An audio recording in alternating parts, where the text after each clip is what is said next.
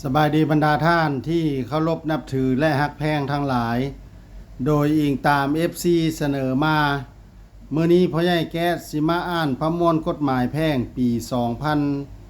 2018 มาตรา 327 สิทธิ์ของผู้ถูกเสียหายย้อนการนำใช้กรรมสิทธิ์โดยบ่ถูกต้อง ผู้ถูกเสียหายเนื่องจากสาเหตุที่ได้กำหนดไว้ในมาตรา 326 ของประมวลกฎหมายฉบับนี้ อาจจะหานง่าไม้เครือไม้หรือตัดหากไม้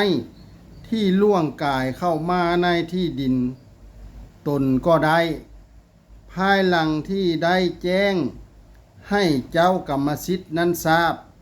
7 วันแล้ว แต่ผู้เกี่ยวก็ยังเมินเสยอยู่ หรือผู้ถูกเสียหายจะดำเนินการปกป้องสิทธิ์ตามที่ได้กำหนดไว้ในมาตรา 336 ของประมวลกฎหมายฉบับนี้ก็ได้ นอกจากนี้แล้วผู้ถูกเสียหายยังมีสิทธิ์ร้องขอเอาการใช้แทนค่าเสียหายนั้นอีกด้วย